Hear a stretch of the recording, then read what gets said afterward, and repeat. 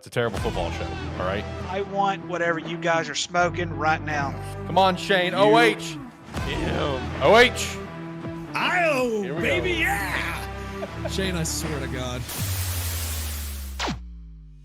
Welcome to a terrible football show. That's my quarterback and my teammate, man. Ruins my fucking holiday every damn year. Alex, What up? you can thoroughly kiss my ass. Why not let us decide the top four? Yeah, let a terrible football show Let a terrible decide the top football four. show. Fuck you, Shane. Roll Tide. Have a good one, guys. Oh, Enjoy the show. Yeah, he's got to go. Get him out of here. Get him out of here. I like that Baker Mayfield to myself, man. He was baking up there in the Browns, and it just turned into a big old shit pile.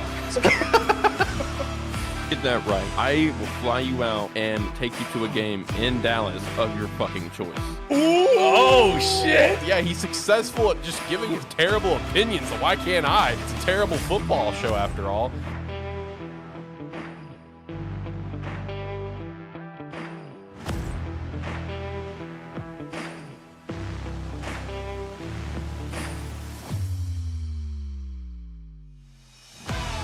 Welcome to a terrible football show, episode 69. And we are officially back for weekly shows, boys. Let's go. Round of applause. Let's get it. Let's go. It's celebration because when we're back for weekly shows, you know what that means, boys. It's time. Football is around the corner. Football's here, man. We're right here. Football is here. It is almost time. College starts this month. It's going down. and officiating for me starts officially 3 weeks from this coming Friday There night. you go. We got the officiator here. Technically 2 weeks because of benefit games, but I don't count those. And then, of course, we got the full squad. We got everyone here. We got Ricky in studio. Look at that, a studio appearance. We got Jacob with this beautiful Mass Effect backdrop. Shout out to that. And then, of course, we got Shane here on the phone. Boys, how we feeling? Let's go around the room. Ricky, how you feeling? I am great. No, just to hear that introduction that we that you came up with and blended in together. I've missed that. I still laugh every time I do too. I chuckle every time because it just brings back great memories of what we had last season, and I'm looking forward to this season as well. Yeah, that video is going to continue to update as we continue to get amazing memories from this year as well. Jacob, what about you, dude? How you feeling? I'm feeling fantastic right now. I go off for vacation this coming Thursday down to Gatlinburg, so that's going to be fantastic. If anybody in the audience wants any moonshine, just let me know. But other than that, no, yeah, I've just been, just this week, I've just been catching up on work, getting everything squared away. Now it's time to talk about football, so I'm happy. I feel you. I got 59 days until my vacation departure, and no, I'm not counting down. Trust me.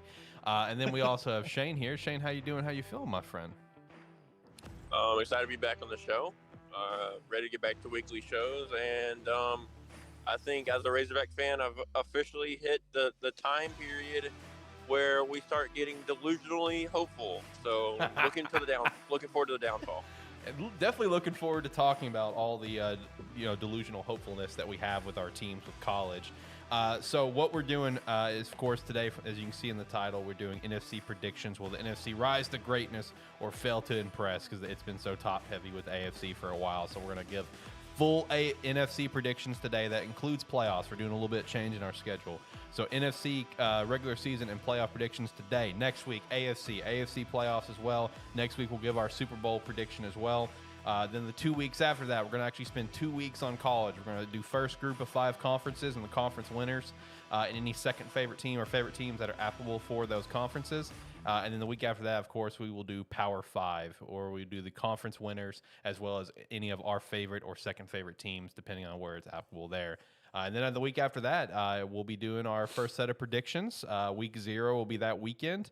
So that's really exciting. I do have a new Run Your Pool link in the description below for college and NFL. You can join for free, compete against us. There will be a prize that I will give everyone their prizes for. I swear to God, guys, I'm going to get you guys your prizes. I promise. You have to trust me. I always pay up. I've just been very swamped with stuff. One of the things I most recently got swamped with, so I have 3 cats now, so that's a thing. So shout out to that. So that I've been swamped with that as well as many other things. But shout out to my 3 cats that I have now. Ricky's face is just pure disappointment. So let me get this straight. Yes. Your excuse is 3 cats. No, that's only Okay, that's just making sure. That's barely the tip of the iceberg. Trust me, that's just the barely tip of the iceberg right now. We're not gonna go and never mind. I'm not going there. That's just the tip, my guy. Trust Yeah. me. I've had a lot on my plate here recently, so I will be getting you guys your prizes soon. I promise. And then one thing to also note is on the September 5th episode of the show. That is the Tuesday before regular season kickoff. It could change, and we could just do it privately depending on everyone's availability. But as of now, we're actually going to look to do our fantasy draft live on the show. I got it scheduled for 6 o'clock that day to do the draft live, so that'd be really cool. But if depending on people's availability, we may just bump it to another day, just in one evening or whatever, and just do it privately or something. Not stream it or anything, but may do the show live. So that'd be pretty cool. Sounds good. No, Sounds good.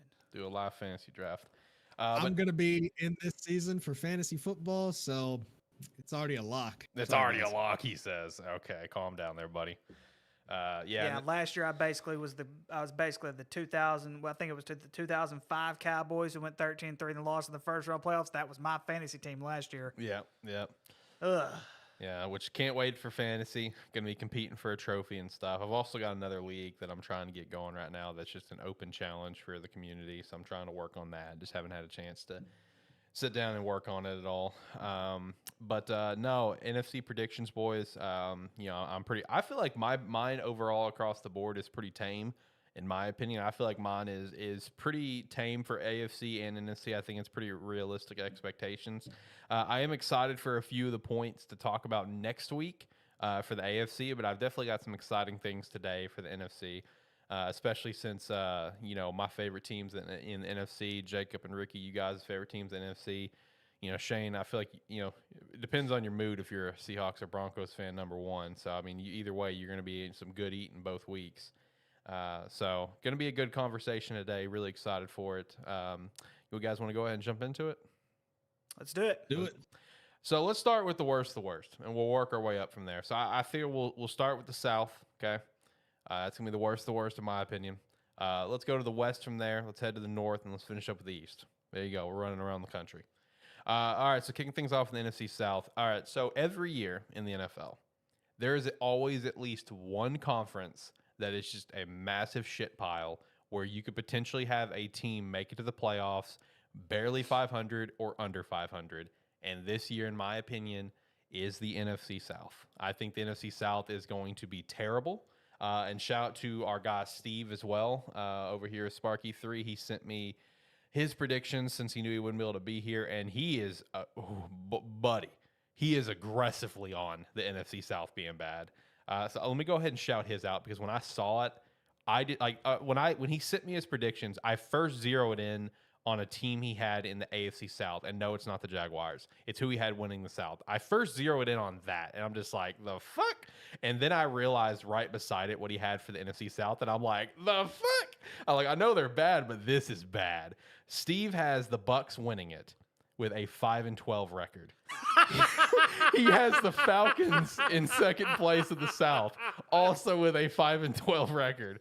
He has the Saints in third, also with a 5-12 record, and then he has the Panthers with a 3-14 record. And whose was this? This is Steve. Steve, I want what you're smoking right now, man. Steve. I want what you're smoking, man. That's awesome. Hey, but hold on. Lord. I want to, I know this is jumping ahead. gosh. I know this is jumping ahead, but I do want to shout this out for you boys. He's giving you guys some respect. He has the Eagles coming behind the Cowboys in the NFC East. Interesting. But I'll give you records when we get there. But yeah, his NFC South predictions are absolutely top tier. I died when I saw it. And I want to point out when it comes to these records with the Bucks winning at 5-12, their division record's 4-2. So 4 other 5 wins came from division, and then they got one other win somewhere out there. Oh man. Jesus. But anyway, so I'll go ahead and kick mine off. So bottom of the barrel for me. And I think they're going to be bottom of the barrel for a few reasons. I think they're going to have some serious issues to start off the year, and I think we're going to see a firing here, and that's going to be the Atlanta Falcons. I like certain pieces about this team. I just don't like the coaching staff. I don't like Artie Smith over there. I'm a fan of Desmond. Is he going to be the guy? We'll see this year. I love me some Drake London. I like Kyle Pitts. I like what they're doing in Atlanta for a few pieces, but I just don't think they're there. 5-12 for me, 0-6 in division. Next up, I have the Panthers with a 6-11. I think Bryce Young's going to get some sneaky wins for this team. I really do. I think there's going to be some games throughout this season where we could see the Panthers come out with a dub. And just kind of get a little bit of a sneaky win. One example is which I think this team's not going to be good anyway, but like in week 12, I could see the Panthers get a dub over the Titans, just to give one example. I could see, the Panthers getting, beating the Saints at least once, the Bucks once or even both times. I could see the Panthers getting some sneaky wins. For third place, I have the Bucks going 7-10, but listen to me on this. The Bucks are a team that could float from 7-10 to 9-8 and make the playoffs. Like, I don't think the Bucks are going to be great. I don't think Baker Mayfield's going to be great. I think Baker Mayfield is going to do just enough for that team. And I look at it from perspective of this team still has a lot of the same pieces as they've had for years of that Super Bowl winning team, right? If Baker Mayfield plays just enough, I think this team can get the job done. I just think their schedule's against them is ultimately what it is. As of now, I've got them going 7-10. I got the Saints winning the division with a 9-8. And again, that 9-8, man, like Saints and Bucks could finish 9-8 and win the division. Saints could finish 8-9 and come in second place. Saints and Bucks both could come in 9-8, and it'd be a flip flop depending on how they beat each other. You know what I mean? Like there's a lot of if factors in there when it comes to the Bucks. But in my opinion, the Bucks is going to be an interesting team to watch because we could see a Baker Mayfield led Buccaneers team in the playoffs as the 4 seed at a 9-8 record. I think that is entirely possible. I really do. And the Saints, with them, I think Derek Carr is going to be okay. I don't think he's going to be amazing, but I think he's going to do fine. I will say this. I think it's possible that we're going to see a small resurgence of Michael Thomas this year. Nothing like he was, let me stress that. But I think Michael Thomas will actually be a factor this year, as well as Chris Olave, of course. Like I think this is going to be a team, and I love Jamal Williams at running back. There's a lot of question marks with Alvin, of course, with his legal issues and everything.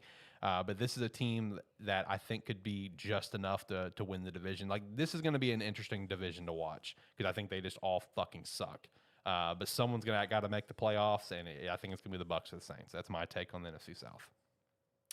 I'll go next.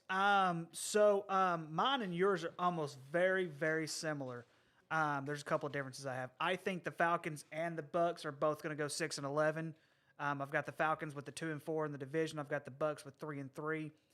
My biggest issue with the Bucks, I think there's just going to be too much inconsistency, and I think not having a Tom Brady-led quarterback is really going to hurt them more than it's going to help them. I think Baker Mayfield, if we could see the Baker Mayfield that we saw in L.A. last year at the end of the season. I agree. That's what I'm banking on. I'm banking on.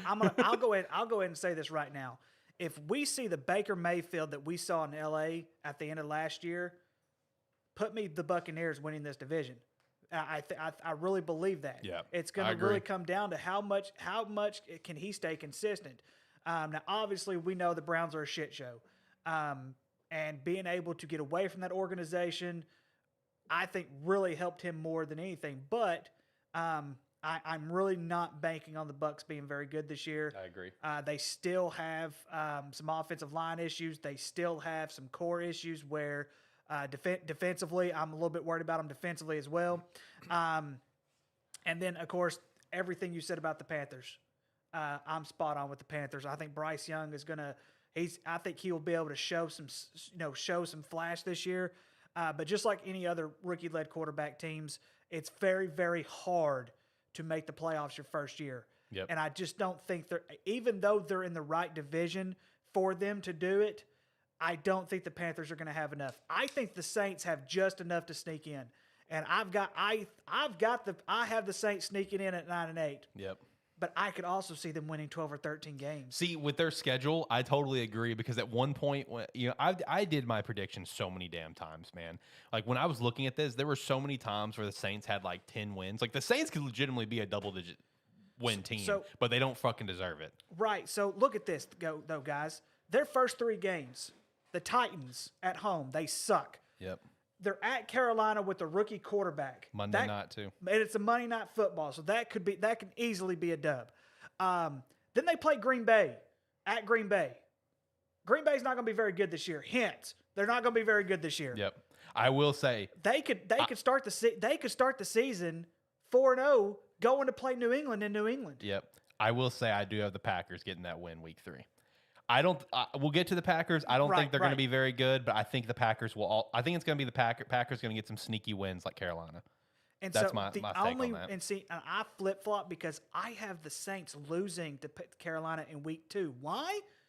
Because Carolina's defense, they were smashed last year. And I think that they're going to have to rely on their defense a lot more. And I think that could be a Derek Carr situation, just still trying to get used to the offense.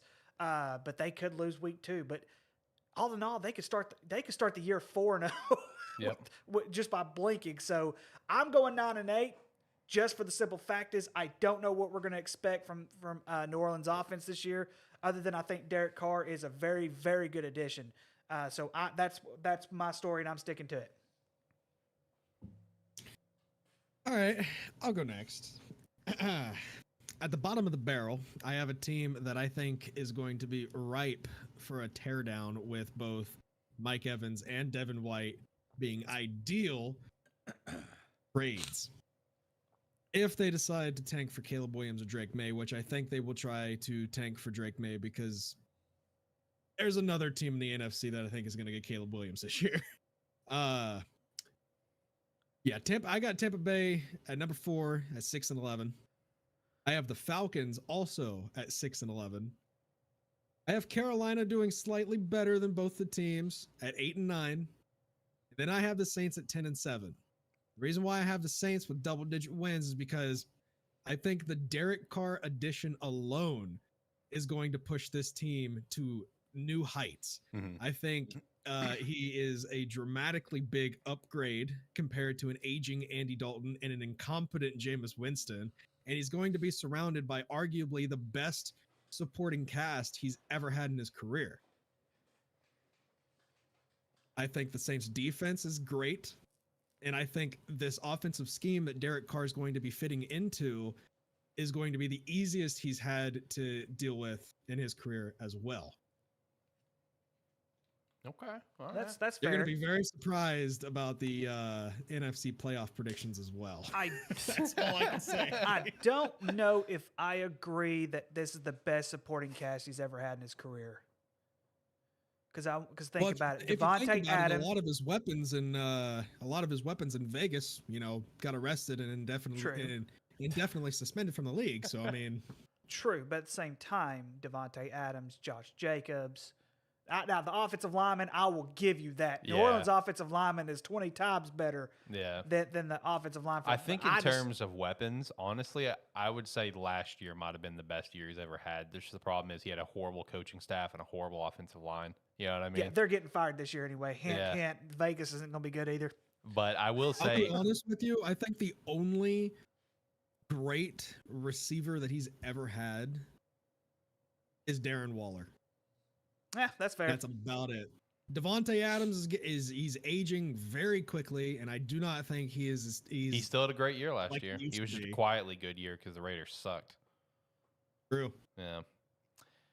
But I think that was mostly Derek Carr, I'll be honest. I do too, and then they fucking bench him at the end of the year. Yep. That poor guy. But hey, you got to go to the Pro Bowl in Vegas though, baby. Let's go. All right, Shane, what about you? What do you got going on for the South? I try not to overthink this much like I do most things, but I'll put it this way, right?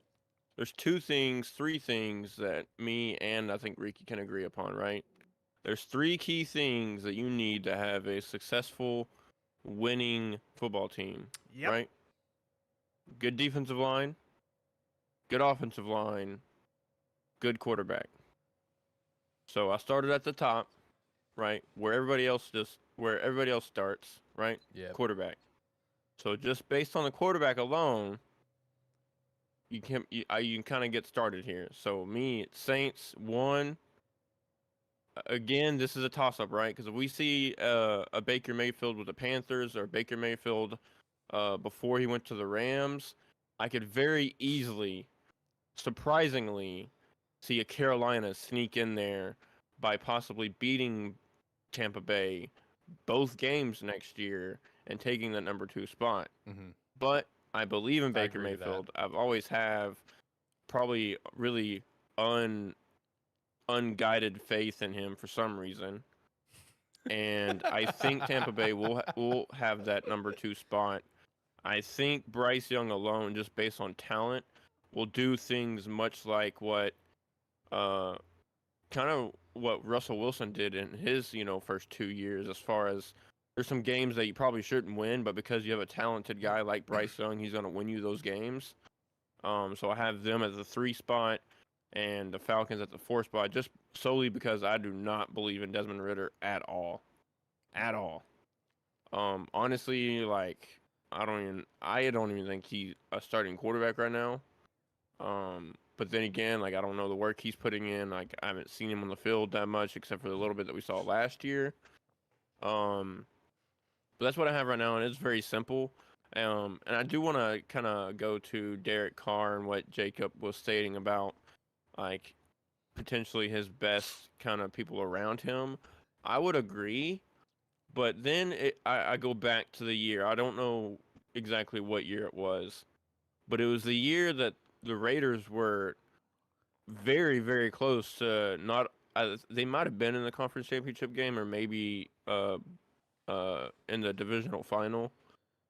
But that year was probably the best team around Derek Carr. Okay, I can agree to that. Also agree. I can also feel you on your standings. I do have a question though for you about your unguided faith with Baker Mayfield. Do you just have this unguided faith with Baker Mayfield because he's got that dog in him and he tried to run from the police in Fayetteville? Is that what it is? Is that why you believe in Baker Mayfield? I mean, honestly, that's part of it. I'm not gonna lie, but honestly, I think the one reason why I think he has a dog in him, bro, and he just doesn't give a fuck, and he just does, like, he just puts himself out there, whether good or bad. Is the game against Kansas. That game against Kansas when he was with Oklahoma, when, like, he went up there being respectful, trying to shake their hand, and they just didn't have anything to do about it. And he basically said, okay, I'm going to give you a middle finger the entire fucking game and shit down your throat. And that's exactly what he did. Okay, all right, fair enough. I really thought it was a Fayetteville thing. That's going to be my canon for you. Baker Mayfield can kiss my ass. I know you hate him. Yeah, I know, and that's fair. That's totally That's fair. going on the new video clip. That's going on the new video clip. That's epic. All right, I guess I'm putting it on the video clip somewhere. That can be Jacob's new intro at the very beginning. Jesus Christ. All right, so we're all on the same page, though. Saints win the division, and based on how we're feeling about the rest of the teams, no one else from that division will obviously be making the playoffs for any of us. I think it's going to be a really crappy division, but the Bucs can win the division, too. There's also a possibility. All right, let's go to the NFC West. So here we go. Bottom of the barrel for me. We have history once again being made for me, with the Cardinals going 0-17.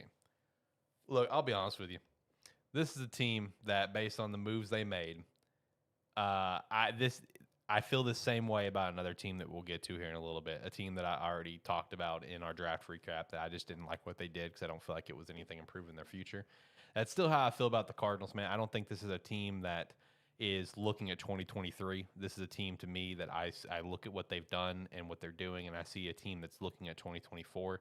They know that they're primed for an incredible 2024 draft with having the Texans pick and their own pick that's probably going to be high. And don't get me wrong, guys. There's some games they could definitely win. I think they could win Week 1 as a possibility. I think they could win Week 11 against the Texans as another possibility. There are some games in here where they could get 1 or 2 dubs, sure, but they also realistically have a pretty tough schedule. I mean, let's take a look at it. You got Giants, you got Cowboys. Of course, you have all your division, which 49ers and Seahawks will be a challenge. The Rams will be a challenge alone just based on Aaron Donald destroying whatever backup quarterback they have. They play the Ravens, they play the Browns, they play the Steelers, they play the Bengals. They play the Bears, they play the Eagles. I mean, this is not a schedule that works well in their favor for the team they have. So I'll be real with you boys. I don't think 0-17 is out of the question. I really don't. I could see them getting 1 or 2 wins, but I think they're going to look at getting that number 1 overall pick. Coming in third place for me, this does suck to see it because I love that quarterback, but I got the Rams coming in with a 7-10. I just don't think this is the same Rams team that won the Super Bowl magically. I think we're going to see a pretty heavy decline on Stafford this year like we did last year. And I think we are going to see Stetson Bennett get some starts. I will say that's going to be one prediction I have for the Rams this year is you will see Stetson Bennett on that field with some starts later on in the year. I think the defense is going to carry quite a bit. I think Cooper Kupp's still going to be a beast, but the offensive line still has a lot of issues. Getting rid of Jalen Ramsey is going to hurt your secondary as well. This is a team that's just going to struggle, in my opinion. I think that 7-10 could even bounce up to a 9-8. I think there's a few games that could be just dependent on how well Aaron Donald and maybe Cooper Kupp carries that team. In my opinion, those two guys will be the factors for if they do better. But 7-10 is what I've got, and the Seahawks coming in second place, regressing a little bit. I think this is a team that's also going to regress a bit. But I mean, they could bounce anywhere from where I have them to double-digit wins because I've got them going 8-9. But Seahawks could bounce anywhere from there to a 10-7 team, maybe even 11-6 team. There are a few games in there that are kind of dependent on that. I think like week 1, they could lose to the Rams at home. They're at home. We got the Rams coming. They could lose that game. I have them winning. Week 2, I have them losing week 2 against the Lions. They could beat the Lions there. Week 4 against the Giants. Seahawks could sneak that win on Monday night. I got the Giants winning currently. So there's some games in there, like week 8 as well. I have them losing to the Browns in Seattle. That's another game that they could win. I mean, there are games that they could sneak out and get a better record, but as of now, 8-9. And then the 49ers. Look, it doesn't matter who's at fucking quarterback besides that championship game because they didn't have a damn quarterback. It doesn't matter who's a quarterback, man. This team's going to be good. They've got the scheme for it. They have the incredible defense. I have them going 14-3, 5-1 in the division, and their schedule helps them quite a bit, man. I mean, you look at the 3 losses I've got. I do have them losing to the Rams once in week 2.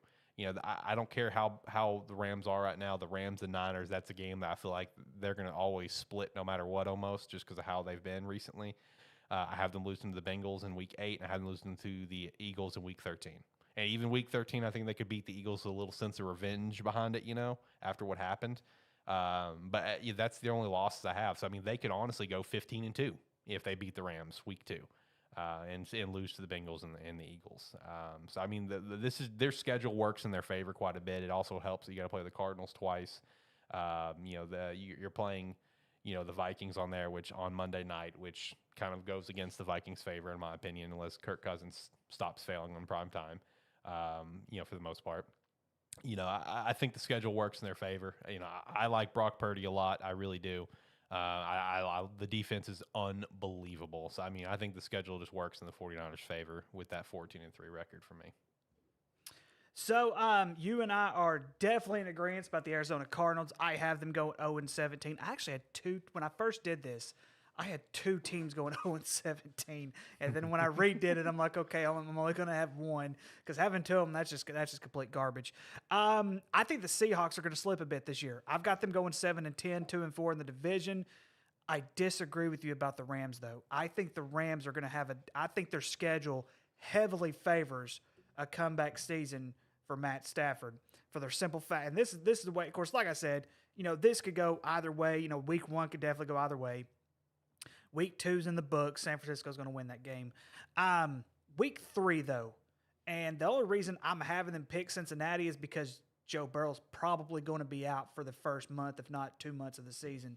And that's really going to hurt them in the long run. But I just feel like with Matt Stafford coming back, and as long as they're healthy, that was the issue last year, is they were not healthy. As long as they're healthy, they're going to have a chance.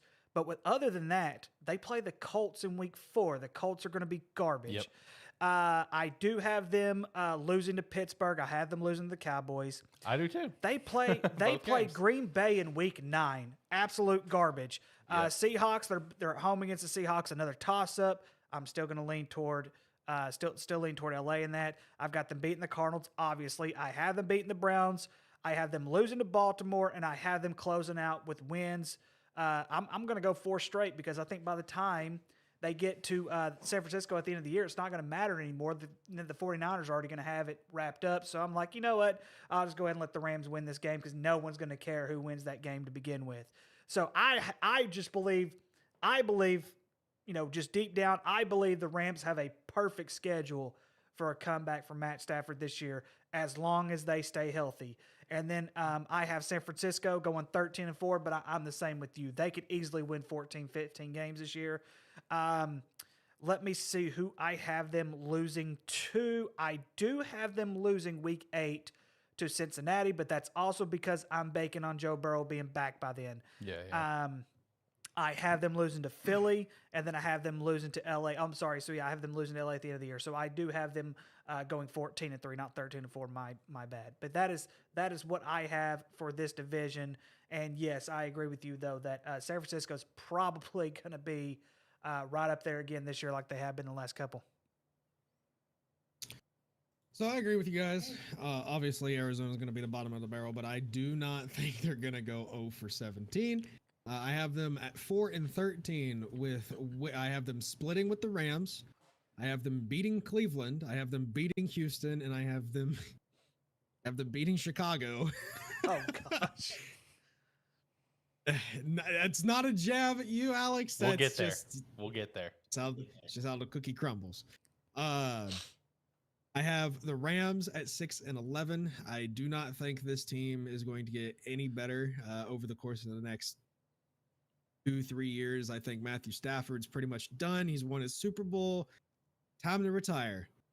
I have Seattle at 10-7, and I have the 49ers at 11-6. I have Seattle getting swept by the 49ers this season, but Seattle is my top NFC Super Bowl dark horse team. They are loaded on offense, and they devoted their top 2 picks to fixing their defense. They brought back Bobby Wagner, and they're getting back Jamal Adams. This team, it's ready. It's right there. If Geno Smith can stay as he was the last few seasons, this team's going to be great. Okay. Even though Devin Witherspoon hasn't even signed yet. He hasn't signed, right? He's the last one, I think. No, he's signed. Yeah, I think he is the last one. No, he's signed. Oh, he did sign? All right, finally. He signed yesterday. Okay, finally. But I do think San Francisco is going to win this division because Brock Purdy is going to be Purdy. Yeah, true. I like me some Purdy. He signed like 4 years, I think $31.98 million. Okay. All right. And they let him, because the thing is with Seattle, what I heard is they like doing their signing bonuses split, right? So you get like a certain percentage up front, and then you get the rest later on, just so they can kind of backload that. But I think they let him have, either all of it or more of a percentage up front, and that's why that was the biggest dispute that he was having with the team, is that signing bonus and like when he was going to get it. But for me, I'll agree with y'all. Arizona, bottom of the barrel. I don't necessarily agree that they'll get to that 4-win mark, but I also don't think they'll get to 0-17. I think you really, really, really have to try to win no games at this point in the NFL. Even though as bad as they are, there's still teams that they can compete with and potentially win. So I have them going 2-15. And then it's mixy, right? As much as I like Brock Purdy, right, do we really think he can come back and kind of have that same success that he did last year? The team around him's built for it, but it'll solely rely on him, in my opinion. And that's a lot of pressure for a second-year quarterback. But if he does it, great. If not, hopefully Trey Lance somehow pulls it out of his ass. so that's my only kind of skepticism with the 49ers. Because honestly, the the Rams, Seahawks, and 49ers, there's a question mark at the biggest piece in the entire fucking team and quarterback, right? So you have Matt Stafford coming off the injury, and also with the Rams, you have Cooper Kupp coming off the injury. Like they had a lot of pieces injured last year. So if they stay healthy, I think Matt Stafford will take a fall, but a big enough fall to where they're 5-12 or 6-11 or something like that. I don't think so. I don't think Matt Stafford's depreciated that much yet. I think me personally, I want to see him come. I want to see how he plays after this injury, right? Give him like 4 weeks in the season. Let's see how he plays. But just due to the injury that he had, I am going to put them in that third spot. And I'm going to have them at 7-9. Just because 7-10. 7-10. Sorry, I don't think he's depreciated as much as people are thinking that he has. But again, it wouldn't surprise me, Alex, like what you said, that Stetson Bennett steps in, in the 12th, 13th game of the year and starts the rest of the year. It would not surprise me at all. Things I've heard from like blogs and stuff from their training camp, they're highly impressed with Stetson Bennett. I saw some darts come out of Stetson today. And then this is where I'm going to change. This is where I'm differ from y'all. I'm going to put San Francisco here. Ooh. I'm put San Francisco at the 2 spot at 11-6. Okay. Seahawks win the division. I sense a little bit of bias Shocker. going on here. Shocker there. So I am going to have Seattle winning the division at 12-5. Okay. Particularly because, and it was really hard, right? Because for me, I love Seattle's offense, right? With the addition of Jackson Smith and Ajigba, DK Metcalf, they seem like they've got that running back position figured out. That's true. Plus all of the additions that Jacob has said on the defensive side of the ball this year. It comes down to Geno. It does. He's right. It comes down to Geno. So if Geno plays like he did last year, with the team that he has around him this year, with a more consistent running back field, having another weapon like Jackson Smith and Njigba, having a defense that you can kind of lean on at times when you need it to, I think that's going to help tremendously. And I actually will go the other side. I think Seattle sweep the 49ers in order to win the division. Ooh, I like this. This is spicy. Very interesting. Very interesting. Strictly because right now, second-year quarterback Brock Purdy, even though he did phenomenal last year, there is a ton of pressure on him right now. If he does not succeed and he does not have a good season going into half the year, people are going to be like, hey, put Trey Lance in there. Put Trey Lance in there. Get Trey Lance in there. Get Trey Lance in there. Even though I think Brock Purdy is that guy, I've got to see it first. Hold on now. Hold on. There's been a lot of talk about Trey Lance right now, okay? He's not even number 2 on the depth chart. It's true. I mean, he's number 3. You're forgetting about the man who sees ghosts. You're forgetting about Sam Darnold.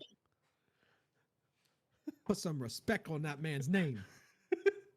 He beat us. Watch this. Watch like, something happen to Brock Purdy again, then Sam Darnold come in, he plays like another Joe Montana. Just watch. I could see it. I could very well see it. And Shane, so that's the reasoning. I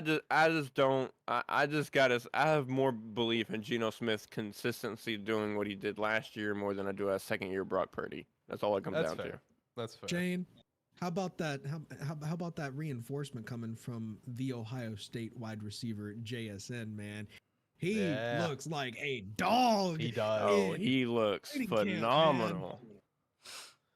Shane, He can looks we, That's great what out we there. produce. Shane, can we get That's what we produce at OHIO Ohio out of you? State. OH. Huh? What? IO! Oh, he did it. He did it. Shane did it. He did do it. He did it. He did do it. What a historic moment. Look, I had to look. Jackson Smith-Njigba looks incredible for my Seahawks. And Hey, wide him receiver you. him No one does it better. paired with DK Metcalf are going to be a nasty duo. I'm sorry, it is. And to keep in mind Lockett too. Yep. Come on, Jacob. Don't be like that. He's getting lost behind those two. He's just Yeah. kinda He fill- is, but he's still kinda there fills as in the a gaps. nice number 3 slot. Like, come on now. Calm down. He's Calm a- down. He's gonna be our little Amendola just out there, just filling in Calm down. gaps. Calm down. He can still get the job done. All right, so yeah, all of us on 49ers except for Shane got in Seahawks winning it, and from the sound of it, it sounds like you got the 49ers probably still making the playoffs too with that record, but we'll I see do. as we continue to move forward. All right, boys, let's go to the north, home of my team, and home of course, the Green Bay Packers. In a new era, Aaron Rodgers-less, I've got them going kind of bad, but here's the thing.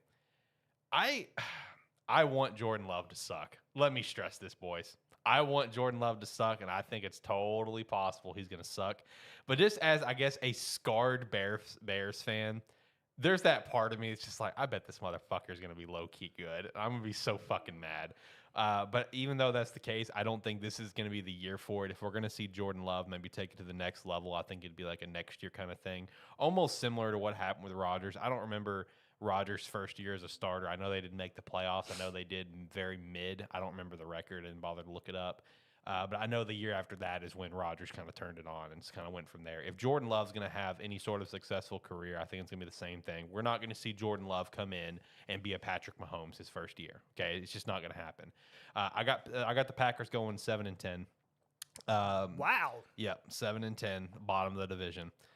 There are some games in there that I kind of gave the Packers, just like giving them the benefit of the doubt because there are a lot of pieces in that team that I do think are good. I've got the Packers winning week 3 against the Saints, which that's a game that the Saints could very well, win there. I've got the Packers beating the Bears week 18, unfortunately, in Lambeau. Hate to say that, but I do have that Packers winning week 1, so fuck you. There are some games in there that I could see the Packers sneaking away with, but 7-10 I think is pretty fair. Coming in third place, I have my Chicago Bears, but hear me out on this record though. I have the Bears going 10-7, double-digit wins, because let me tell you, it is very damn possible. Our schedule is in our damn favor. All right, week 1, let me stress, we could lose that game. It's the Bears. It's the Packers. We could lose that game. We're gonna win that game in Chicago, though. I'm gonna manifest it. But then let's go beyond that. Week 2, Bucks, dub. Week 3, Chiefs. All right, we're gonna lose that one. It is what it is. Week 4, the Broncos. We could win that one. I have us losing it, but we could win that one. Week 5 against the Commanders, easy dub. Week 6, with the Vikings, could win that one since that one's at home. I have us losing it. But I have us beating the Vikings on Monday night later in the year. Sneaking a win away for that one. So shout out to that. Chargers, L there. Saints could be a toss-up. I have us losing. Panthers, that's a dub. The Lions at the Lions. I have us losing that one. Again, beating the Vikings on Monday night. Beating the Lions after that.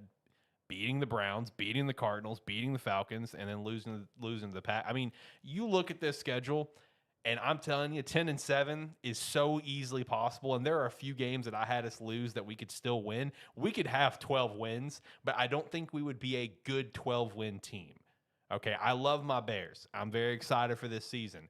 We could legitimately have 12 wins and be a mid-tier team because we still need pieces, right? Like, there's still pieces that we need to get better. Like, we got to keep beefing up that offensive line. I love our draft pick. The dude has an unbelievable conditioning I've seen, so the shout out to that. He actually took the wide receiver conditioning test and blew it away, so shout out to him. There are still pieces that we need, but there's a lot of pieces put in place. But the Bears could legitimately be a 12-win team, but not look like a 12-win team necessarily. You know what I mean? Just because our schedule really works out in our favor. But 10-7, I'm rocking with it. I got the Vikings also going 10-7, and then to lead off the division, I do have the Detroit Lions with an 11-6 record. I think they could get a couple more dubs in there, but I think 11-6 is a good little soft spot for the Lions. The Lions coming in first, and I do have them locked for the playoffs, and the Vikings would also be locked for the playoffs. The Bears would just miss out. They would be that 8th team. So the Vikings going to the playoffs with that 10-7, and the Lions going to the playoffs, of course, is the division winner. So that's what I've got going. Okay, my turn. I have the Green Bay Packers going 3-14. I have the Green Bay Packers. Whoa. The Green Bay Packers will not win a game until week 15. Oh my God. Hear me out. Holy shit. Now, they play Chicago. I'll get to Chicago here in a minute, but Chicago's going to win that game. Yeah. The Atlanta Falcons, I have them losing to the Atlanta Falcons in week 2. Just for the simple fact is, I think the Atlanta Falcons are a little bit more put together right now than what the Green Bay Packers are. I think Green Bay is just that terrible. I don't trust Desmond Ridder myself, but I just think the Green Bay Packers are that terrible. Then they play the Saints. Then they play the Lions. Now, granted, they could go into Vegas and beat the Raiders, but the Raiders, they're just as terrible too, and the Raiders are at home. It's a Monday night game. Anybody can win that game. We'll get to the Denver Broncos next week, but I also have them losing Denver Broncos. Then they have 8, 9, 10, 11, and 12. Vikings, Rams, Steelers, Chargers, Lions, Kansas City Chiefs, Giants, and then I have them beating the Buccaneers in week 15. They're not winning more than 3 games. If they win more than 3 games, I'd be very, very surprised. I understand you like some of the pieces. I understand where you're coming from, because as a Chicago Bear fan, I'm scarred. The Green Bay Packers have scarred you so much over the years. It's an abusive relationship. It's almost like, I'm sorry, Jacob, but it's almost like Michigan and Ohio State the last couple of years. They've scarred you for so long. And these last 2 years, hang on, Jacob. These last 2 years have just been this massive storm of a comeback for Michigan. And dare I say, they're going to do it again this next year. Now, you are in that situation with Chicago right now, because now you have the upper hand, because with Aaron Rodgers, this team could even make the playoffs.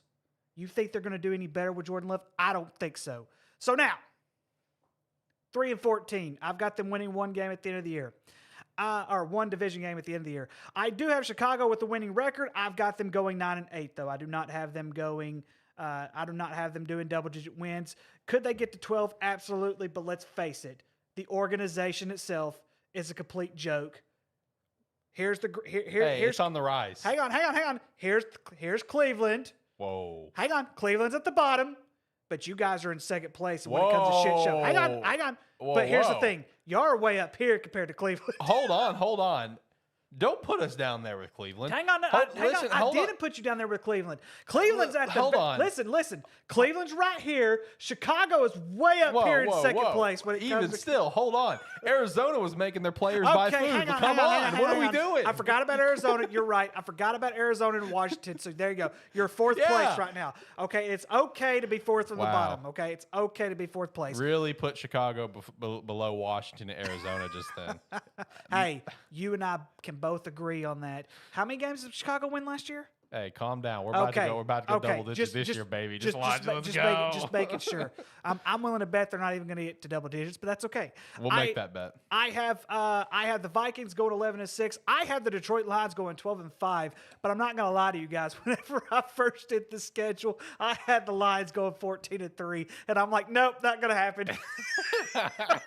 Nope, I can't bank that much on it. But I do believe this Detroit Lions team, I think they're going to be able to build off from what they had last year. They have most, if not everybody, coming back. Why would you not want to watch this team this year? They've got to stay healthy in order for them to do this. But I think the Detroit Lions are going to win this. I think they're going to go 12-5 with 1 division loss. Jacob, you look very upset, and I know it's about the Ohio State I'm comments. So go ahead sorry, and man, let it out. but I'm just hey. But think about it. Think about it.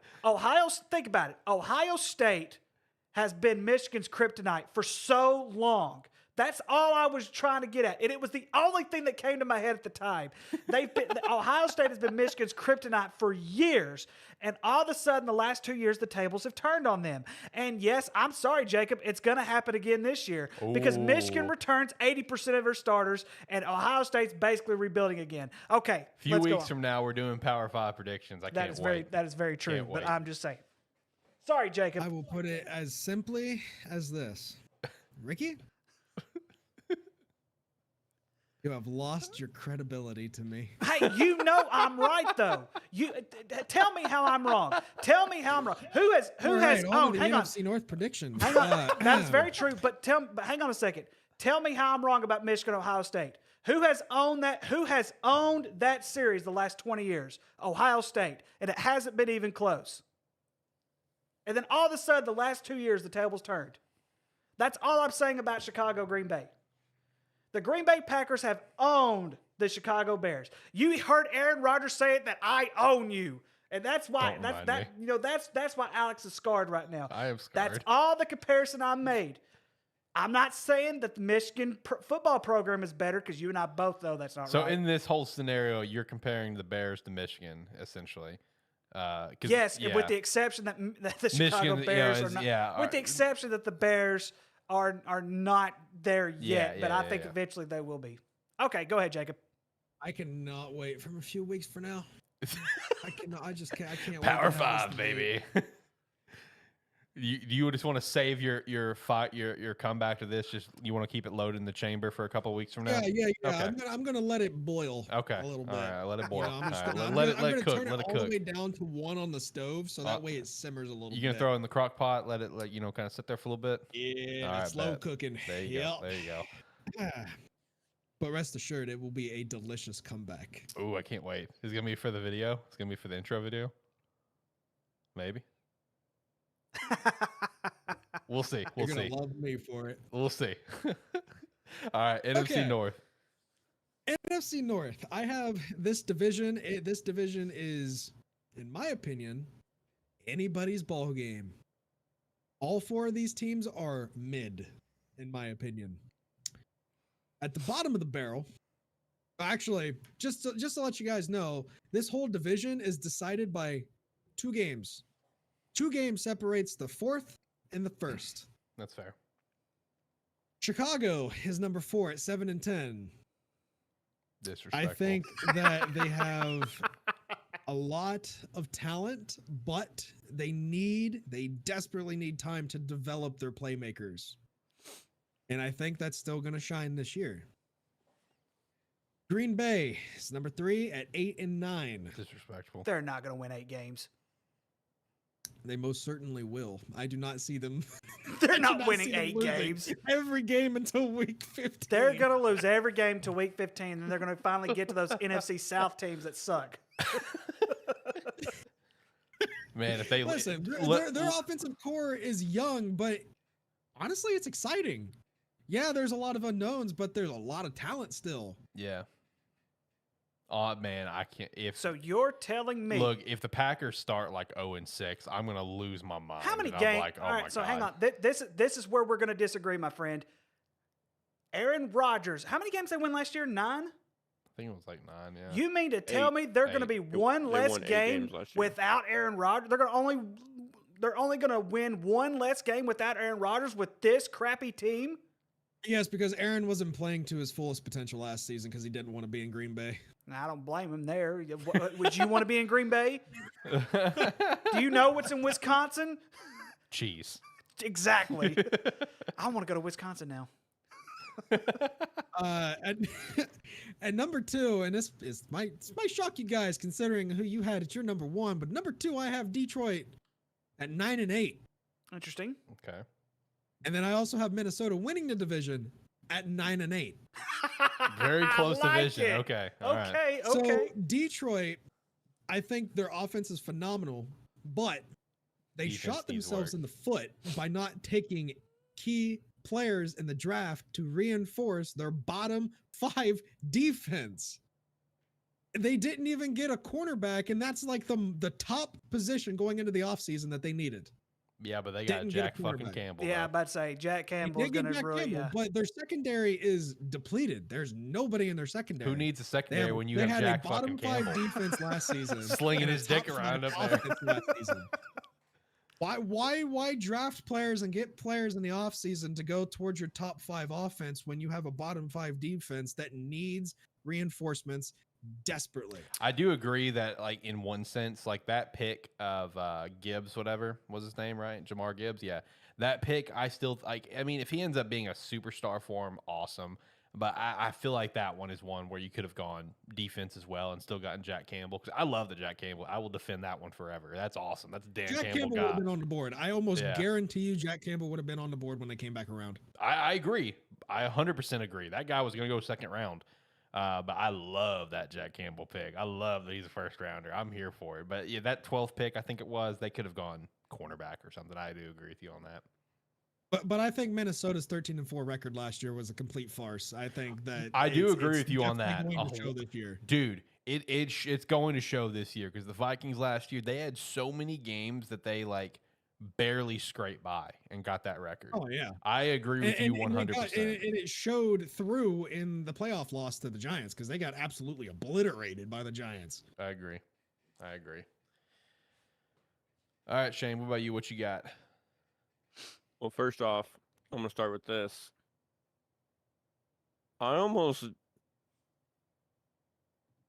It's hard to side with Ricky sometimes, because as a fellow Arkansas fan, I just know that I'm gonna catch some fucking strays from Jacob in 2 weeks because of the delusional shit that Ricky says. Hey, 65% of the time. Hang on.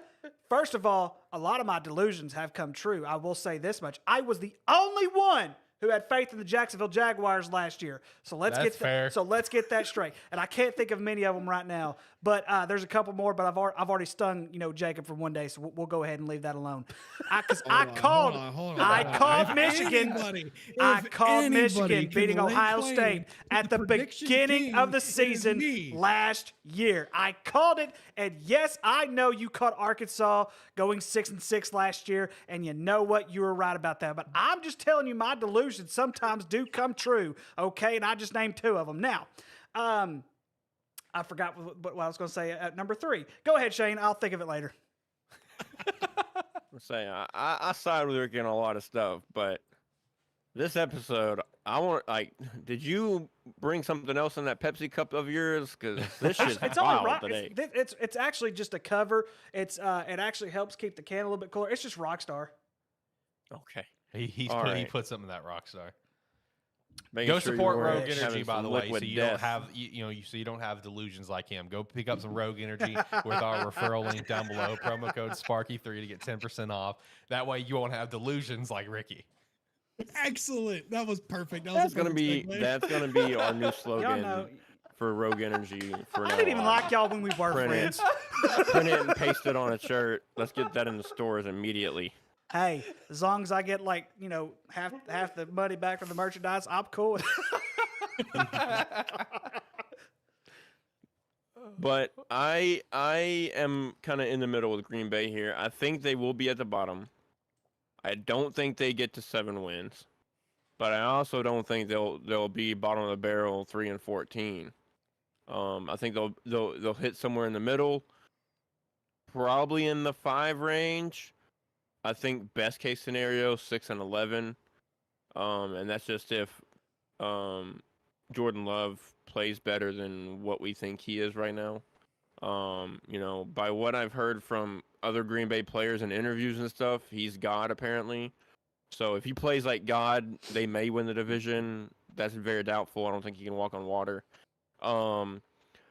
Third, I'm going to have Chicago at 9-8.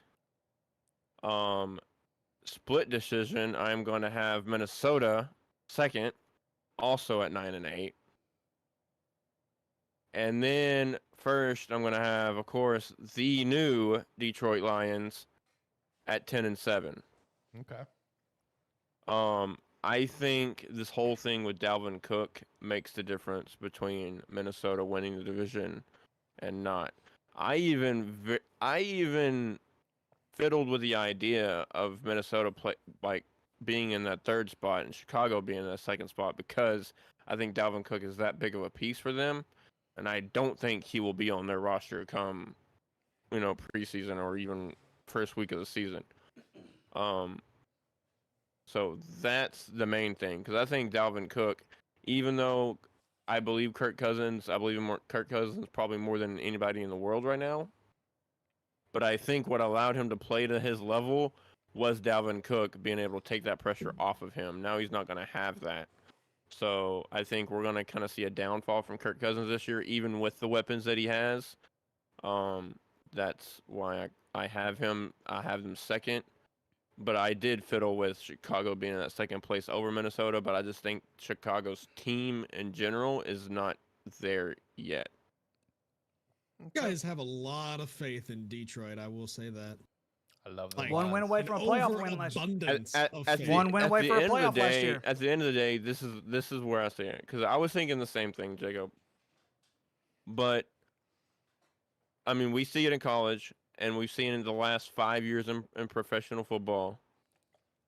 Less and less teams are caring about defense. They want to put up points.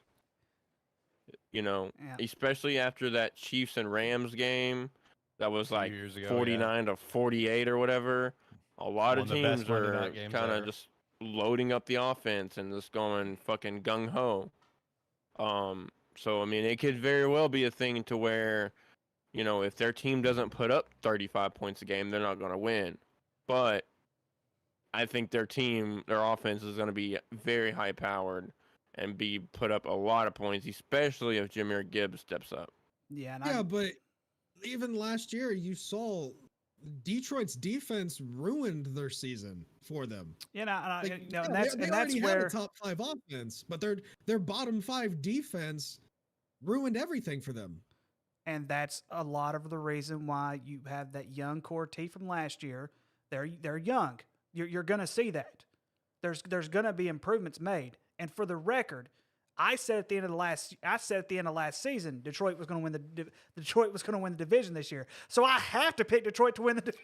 You did say that a while ago, yeah. I said that a long time ago. So I mean, I know I see where you're coming from, but we're not in 2022 anymore. We're in 2023, and when you have a young defense like they had last year, you're going to see gaps like that, Jacob. You're going to see gaps in the secondary. You're going to see gaps on the defensive line. You're going to see that. But that's the whole part of being young and maturing up another year. Maturing another year, especially in the National Football League, makes all the difference in the world.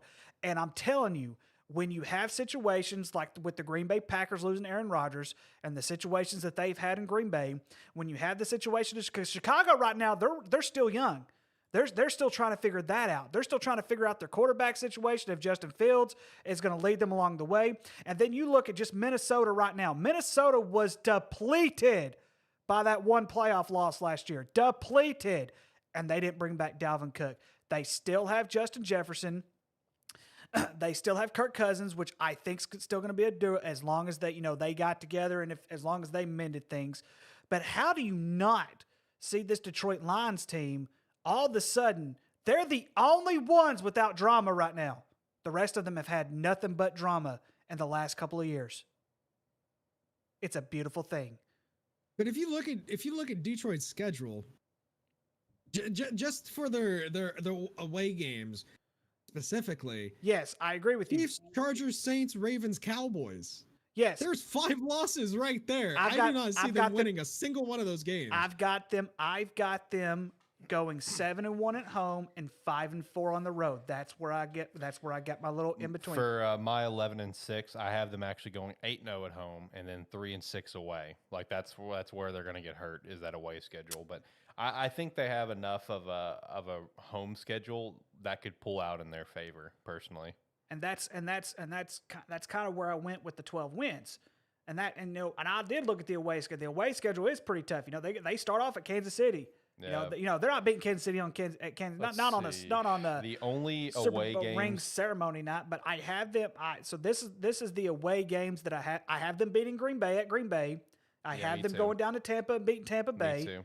I do have them losing on the road to the Ravens, but I have them beating the Saints in New Orleans. I have do them too. beating Chicago in Chicago, and I have them beating Minnesota. I think they're going to split with Minnesota. I think they're going to bring everything they've got for that game, and those are the 5 wins that I have. I have them going 5-4 on the road. Who wins week 2 against Seattle? I have the Lions home. winning, but I that's have a the game- Lions winning. That's a but home game. That could literally go either way, in my opinion. The one home loss that I have for the Detroit Lions is Minnesota at the end of the year, because I don't think it's going to matter. Think they can beat Denver in week 15 as well? I know they're going to beat Denver in week 15. I have them beating Denver, but that is also in the realm for me where it's like a toss-up. Like, there are certain wins that I have in here that in my mind, these are going to be locks. Like, I'll go ahead and say that, like, the week 18 one you just mentioned, that's a lock to me. I think the Lions are going to win that game because I think that game is going to be very important for the division. And I got the Lions winning that game and win the division because of that. But, like, the Broncos in week 15, that's a toss-up. The Seahawks in week 2, that's a toss-up.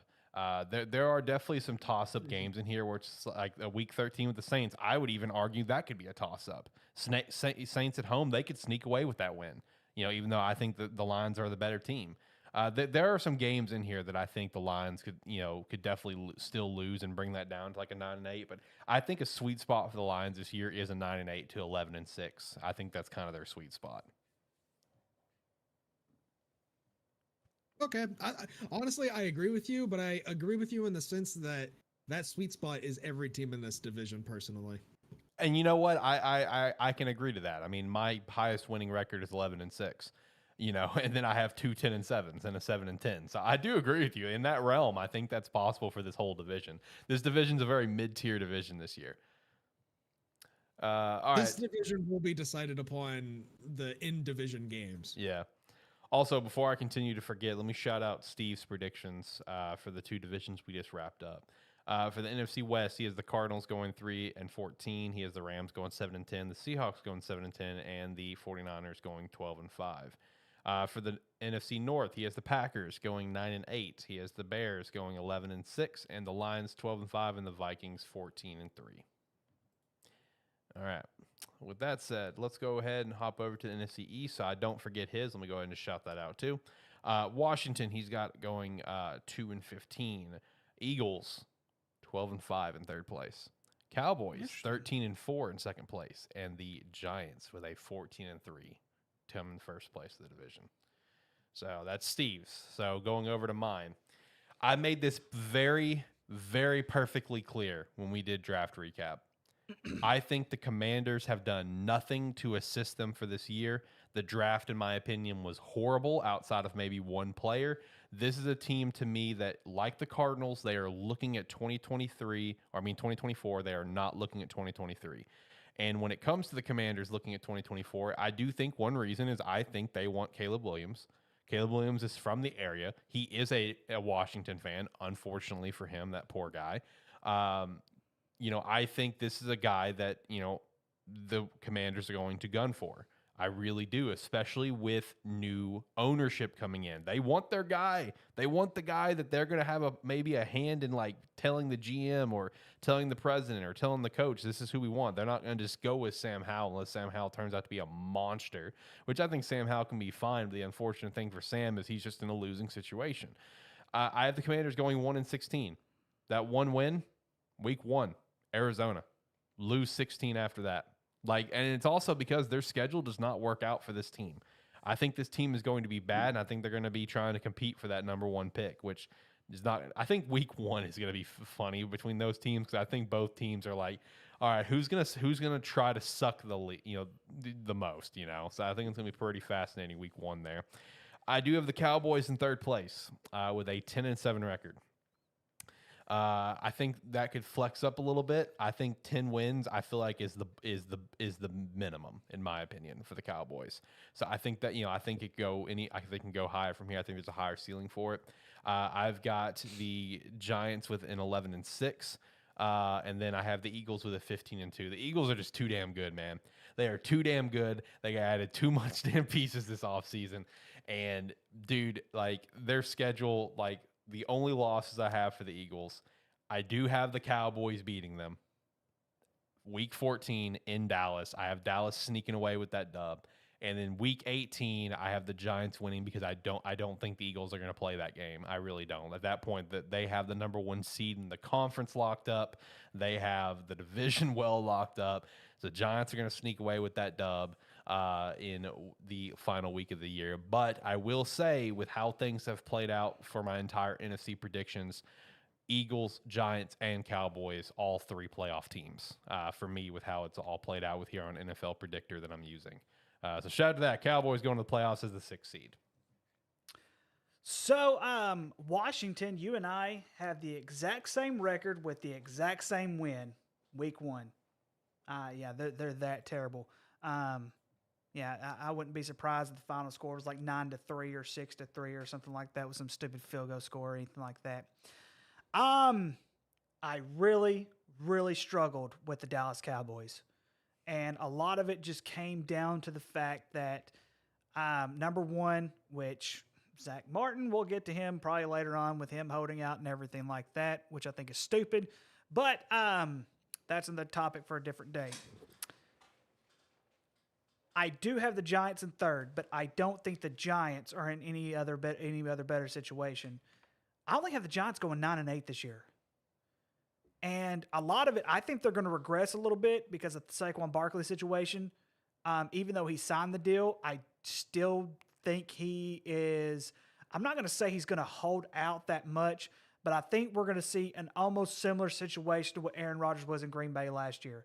I don't know if Saquon wants to be there because they're not going to be able to pay him. They're not going to pay him running back money or high-tier money, if you want to put it that way.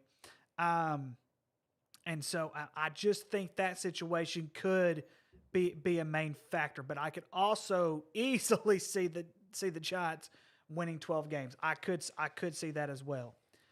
I really struggle with the Cowboys schedule because one of the things that me and Jacob, as long-term Cowboy fans that we are, we have to grind for 17 weeks no matter how many wins and losses that we have. We have to grind it out for 17 weeks. Yep.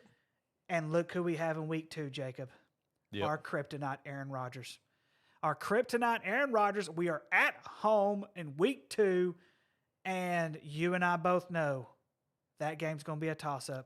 I'll be real with you boys. I have both you guys. I have the Cowboys losing weeks 1 and 2. I have the Cowboys winning week 1. I have them losing week 2. I would like to say that, yes, we are facing Aaron Rodgers, but this is not playoff Aaron Rodgers. Playoff Aaron Rodgers is our kryptonite. Regular season Aaron Rodgers is 50-50, statistically. I give you that much. And so, yeah, I may lean, more toward the other way later on. But moving on, New England has usually been our kryptonite. Over the years, we have not done well against New England, but they don't have Tom Brady anymore, and they suck. I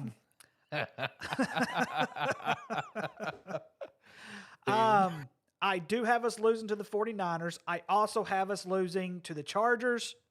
I do have us beating the Rams. I have us splitting with Philly.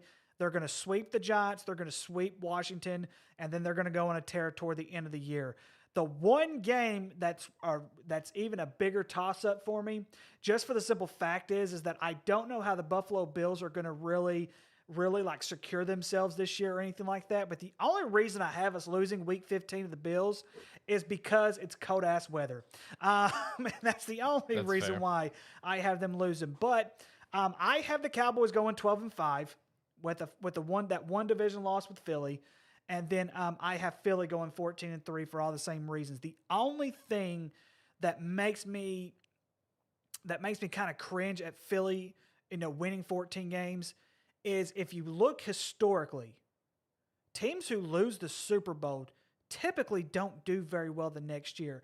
And I think the only exceptions we can take in the last decade or so, Kansas City being one of them with Patrick Mahomes, Tom Brady, and I think there was one year the Pittsburgh Steelers lost in the Super Bowl and still made the playoffs the very next year. But other than that, they tend other than those three exceptions that I can think of off the top of my head, teams who lose the Super Bowl for whatever reason struggle the very next season. But I think with the core that this Eagles team has, I think 14-3 is a very good record for them. And only time will tell. We will see. As of now, I feel like the Eagles are going to be in the same realm that the Chiefs were when they lost Super Bowl to the Bucks. I just think the Eagles are too loaded of a team right now. Where I'm with you, they lost Super Bowl, sure, but I don't think that's going to make them lose a lot of games. I think they're going to be right back. So I'm with you on that. Okay, so I was not nearly as harsh on the Washington Commanders as you two were. Also, on my prediction notes, I have Washington Commanders ? Because who knows if they're going to be the Commanders going forward. That's true.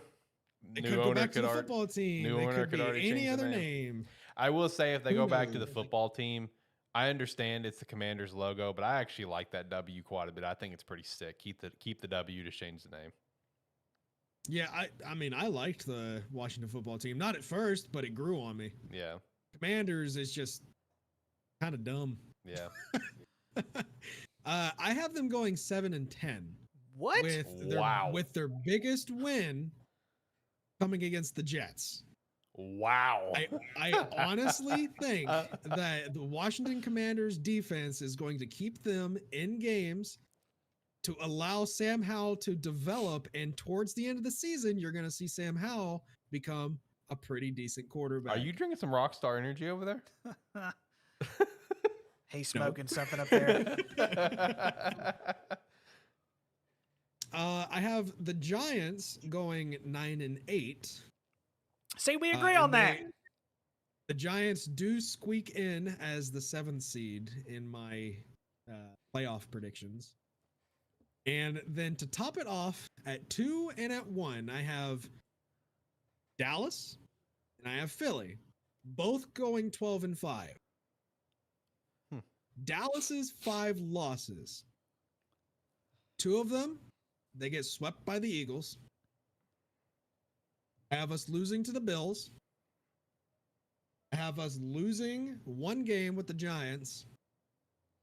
And then I have us losing against the Chargers. You think we'll beat the 49ers week 5? I do think we will. Okay, because I we had can that beat win the too. 49ers all day long in the regular season, but when it comes to the damn NFC divisional game, we can't seem to do anything against them. Yeah, you have you have Zeke Elliott trying to block a defensive lineman. Don't remind us. Why do you have to remind us of our nightmare, man? That play is one of the worst. It's probably the worst play call I've ever seen. That wasn't his fault, though. That wasn't even Dak's fault. The Colts fake punt they attempted is not as bad as what the Cowboys did there. Oh Lord! Oof. Yikes. So as far as the Cowboys go, it's Super Bowl or nothing. At least that's what I'm thinking. The roster's loaded to the brim with talent, and they brought in much-needed veterans at major positions while spending next to nothing for the majority of them. Both Stephon Gilmore and Brandon Cooks being added into the fold I do raises like the ceiling tremendously for Dak, especially. But can Dak lower his interception rate? He'll be tested, I think, in the road games against the Chargers, the Dolphins, and the 49ers specifically. And if he can't play like he did in 2020 before the ankle fracture, we will never see 10-plus wins again as long as he's quarterback. Okay. Very interesting. This season very much relies on his touchdown interception ratio. And I wholeheartedly agree because because you look at the running game, I know Tony Pollard signed his deal, his franchise tag. He's wanting to get more money. Maybe Deuce Vaughn will get some touches this year. We'll see. We'll see if that pays off. And bro, Deuce Vaughn in those training camp videos, he looks like a toddler. It's still, hey, I don't care. Hey, but here's the thing: that was still my favorite pick of the draft by far. Oh, same. By far, my favorite pick of the draft. But as far as the offseason goes, my favorite pickup for the Cowboys is Stephon Gilmore. Yes, I agree. Okay, all right. Shane, what about you? What do you got going on?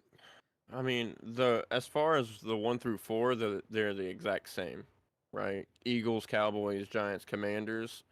I think Commanders will have the worst record in the NFL. whether that's on purpose or due to the team being shit. That's up for 1-16. them to decide. Oh yeah, it sounds like Um, an 0-17 year for him.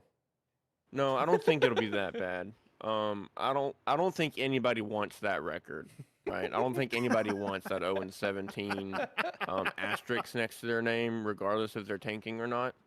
But I do see. I mean, I see potentially a 2-15, 3-14 type of year, for the Commanders. I do believe in Sam Howell that he could be maybe not a Pro Bowl quarterback or an All-Pro quarterback or anything like that. But I think he could be a very capable mid-tier NFL starting quarterback, right?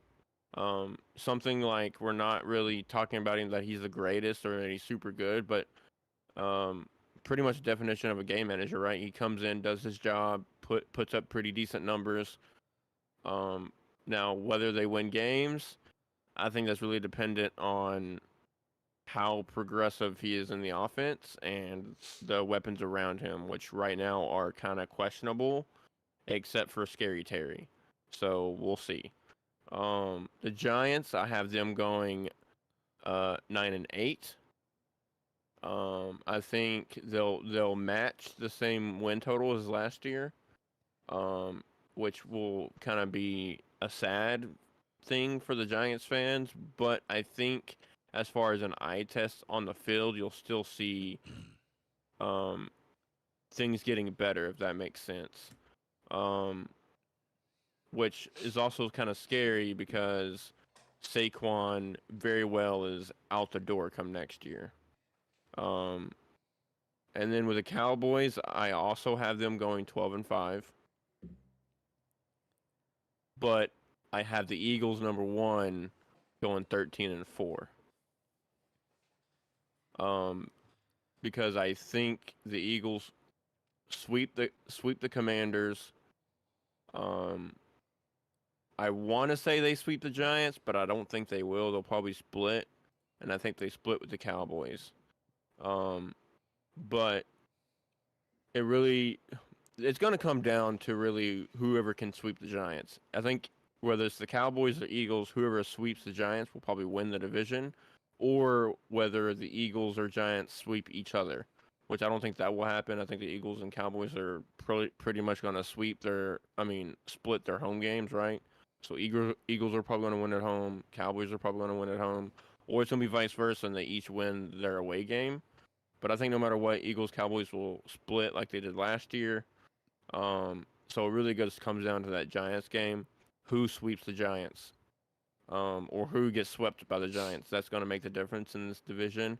And I just think the Eagles are going to get that edge. Because the thing with the Eagles, they didn't get worse in the offseason. They only got better. And this was a team that was in the Super Bowl. So it's very hard for me not to put them number 1. Okay. All right, boys. Let's hit our NFC playoffs real quick and just go ahead and knock that out versus doing a playoff dedicated episode in a couple weeks. Okay, so for my playoff teams, the way it lined out is Eagles 1, 49ers 2, Lions 3, Saints 4, Giants 5, Cowboys 6, Vikings 7. So for me, I got the 5-seed Giants going to the 4-seed Saints. Give me the Giants there. 6-seed Cowboys going to the 3-seed Lions. Give me the Lions. Give me the Lions. And then the 7-seed Vikings going to the 2-seed 49ers. Give me the 49ers there. Going from there, we have the 3-seed Lions to the 2-seed 49ers. Give me the 49ers. And then give me the 1-seed Eagles versus the Giants. That's going to be a rematch of last year with the Eagles still winning and going to the Super Bowl. That's my playoff predictions. So my standings are almost very, very similar to yours. I do have Philly at 1, San Fran 2, Detroit 3, New Orleans 4, Cowboys 5. I've got the Rams 6 and the Vikings 7. I do have the Cowboys going on the road to beat the Saints. I have the Lions beating the Rams to move on, and I have the 49ers beating the Vikings. And then next up, this is where our hearts get broken, and the Eagles beat us again. And so for the we're just gonna call it like it is. And then I have the upset of the century. I'm kidding. I'm not that delusional. San Francisco will move on, and then I have San Francisco beating the Eagles to go to the Super Bowl. Okay. My 1 through 7 is Eagles, 49ers, Saints, Vikings, Cowboys, Seahawks, Giants. I have the number 7 seed Giants going to the number 2 49ers. I have the Giants winning this. I like Only it. because by the time that the playoffs roll around and super wild card weekend or whatever rolls around, 49ers have a shit ton of injuries, key injuries every year. I think the Giants can capitalize on that because the Giants usually aren't as injury prone towards the end of the season. I have the number 6 seed Seahawks going to the Saints, and I have the Saints winning. I have the number 5 seed Cowboys going to the number 4 Vikings, and I have the Cowboys winning because the Vikings are very depleted as a overall team. And in the divisional round, I have the Giants going to the Eagles, and I have the Eagles winning, and then I have the Cowboys going to the Saints, and I have the Saints winning. The NFC conference game is the Eagles versus the Saints. I have the Eagles winning, don't worry. But I like the Saints team going deep into the playoffs. Wow. Okay. Like it. All right. And who'd you have making to the Super Bowl? I'm sorry. The Eagles. Okay. All right. All right, Shane, what about you? What's your playoff predictions based on everything we went through? So as far as my division winners, let me go back here. I'm sorry. Saints, Seahawks, Lions. Yeah, Eagles, so and Bears. Eagles, Lions, Saints, and Seahawks. My 4 division winners. My next 4 up, or is it next 6? It's I next. forget. It's next. It'd be next 3. It's 7 total teams. So Okay. I know you had 49ers and Cowboys. I don't know. I don't remember who your other one was. I don't know if it was the So Vikings or not. Cowboys, 49ers, and then it's gonna be I think it's gonna be a toss up between the Giants or Vikings. Okay. How do you have it playing out? Who do you got going to the Super Bowl?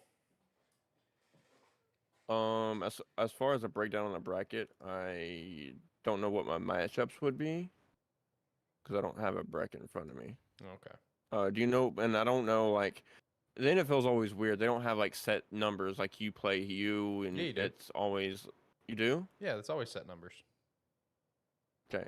So, I mean, I guess maybe you can help me draw it out, but I mean, my favorite in the NFC is going to be the Eagles. Yeah, let's just go ahead and narrow that down. It's the Eagles for you. Yeah, I mean, just to kind of It's one of the birds. Yeah, it's one of the regardless, birds.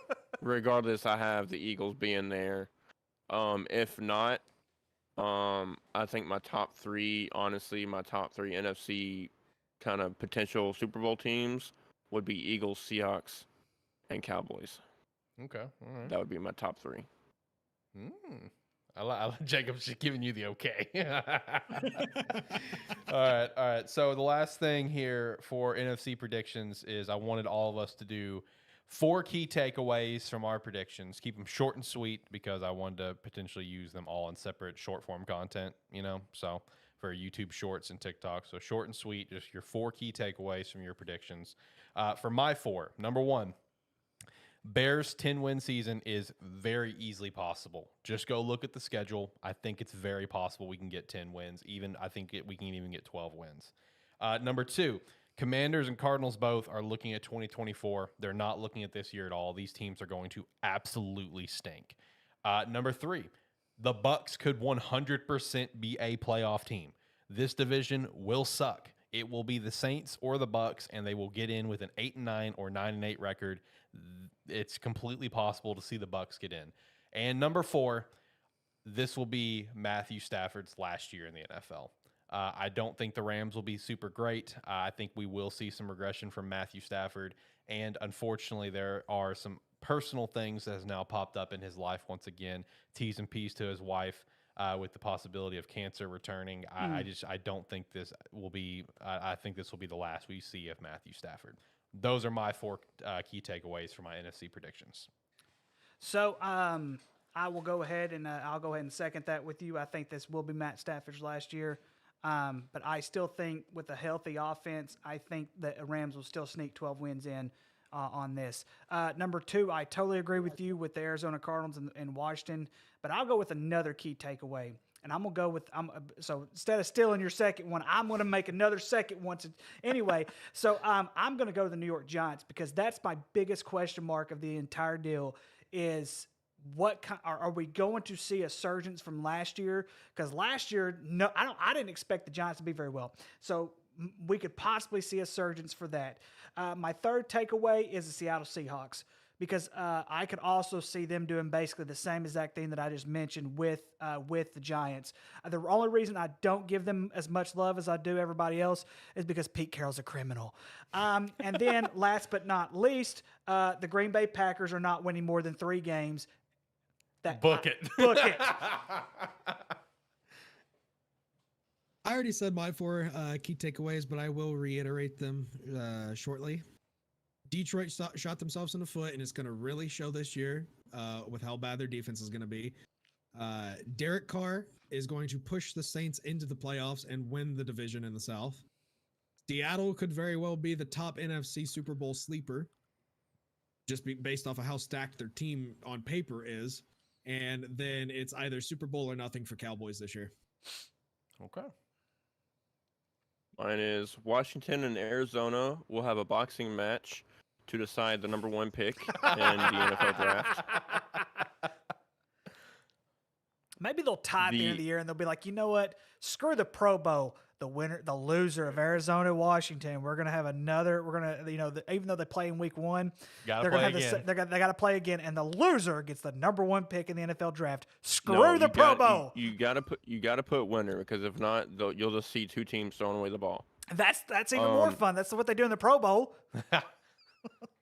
Second thing, the NFL MVP will come from the NFC. Ooh, I like that one. I like it, but I don't know who. There's so much talent in the AFC. That's what I'm saying. I already know. I sort of have an underdog on who my AFC or who my MVP is going to be, but it's not in the NFC. I'm like, who? Okay, so now I'm curious. I already know who it is. If you say Geno Smith, I quit. Is it freaking Geno Smith? I already know who it is. I already know who Shane's NFC MVP is. No. Okay, Brock Purdy. I'm not gonna say who it is. I already know right now. I already know who it is.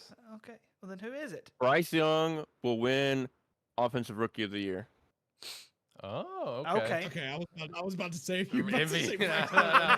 No, Shane's MVP for the NFC that's going to win the MVP of the league is none other than Justin Fields because he has some of the best betting odds right now to win MVP. Oh, no. He's got better odds than Patrick Mahomes. So I will say this much, and this is kind of embarrassing to say, and I know we're not doing college football for another couple of weeks, but in the SEC, Vanderbilt had more votes to win the SEC than Arkansas does. I tried to tell you guys last year. Tried to tell you. 5 votes to win the SEC. Arkansas has 2. Hey, there you go. I'm just saying. Yeah. I'm just giving out stats here. I mean, goodness gracious. All right. Did I do mine or do I need one more? No, I think you did it. I think you did it. Yeah, because it was number 3 was MVP was going to be NFC, and then your last one was Bryce Young was going to win Offensive Rookie. So yeah, you're good. Yeah. All right, boys. Good takeaways. Good show. Here we go. We're back. That's what I'm talking about. Hour 44. We're back to normal length now. I had a feeling that was going to happen. We're back to normal length shows.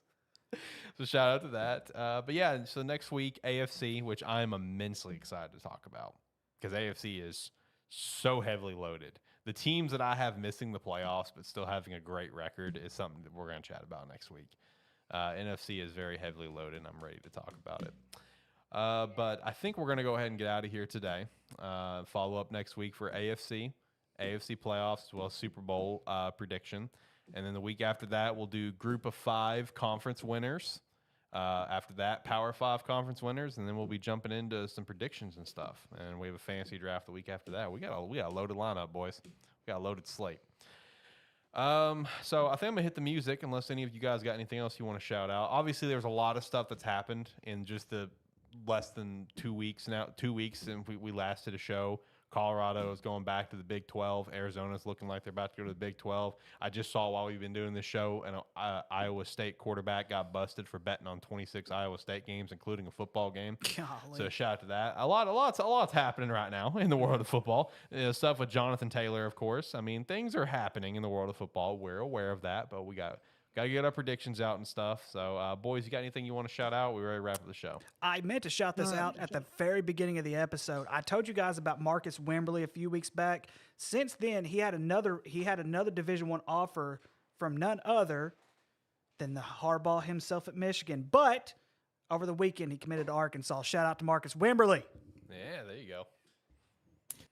The Bengals running back, who was a contender to be the lead running back going into the season, Travion Williams, has been carted off of the field with a right ankle injury. Golly.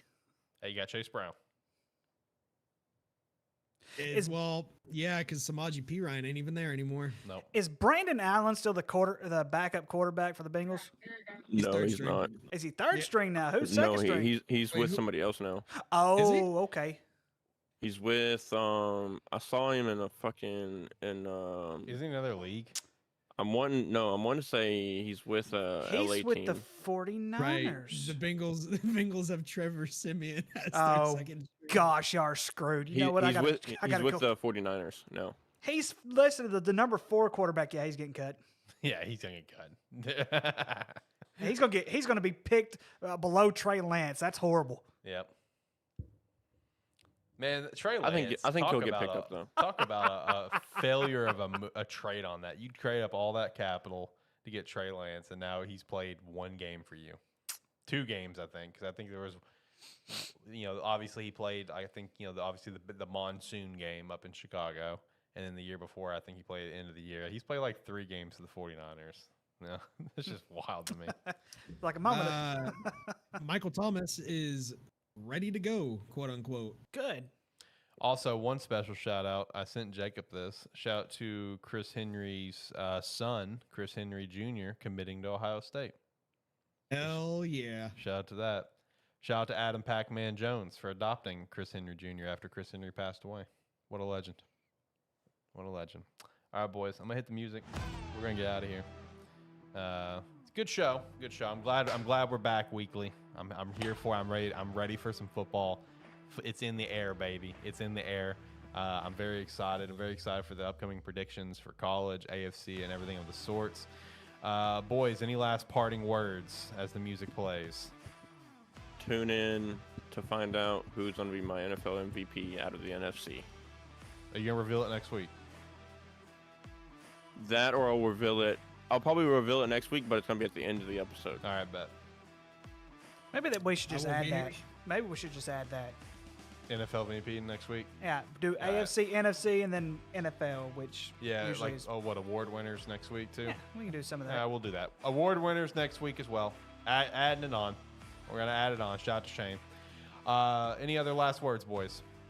I won't be here next week, but my That's true. predictions will be here next week. But Yep. the following week, coming for you, Ricky. Well, the following week was Group of 5. Look, all I got to say is make sure it's at Ricky, not at Arkansas. Don't take no hate. Don't shoot me some strays. That's a because couple you'll, shit you'll, that- you'll find So- out what I have to say about That's a Arkansas. few in weeks my, from now. Spoiler preseason alert. conference predictions. Spoiler alert. Michigan's going to beat Ohio State for a 3rd straight season.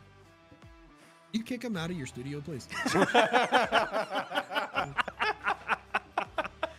That's what you get for- on the bright side. On If that happens, at least you don't have to deal with whatever Ohio State's That coach's is what name you is get- anymore. that's because what he'll you- be Sorry, he'll be Shane. gone. I didn't mean to overtalk you, Shane. I'm very sorry. But that's what you get, Jacob, for correctly predicting Liberty to beat Arkansas last year. I did that too. All right, boys. Music's coming to a close, so we're going to wrap things up. Make sure to check out Agent Inc. Pick up a jersey. Head over to Rogue Energy. Use our referral link down below. I think the music is going to end before I'm done. Join the Discord, all that stuff. All right, bye.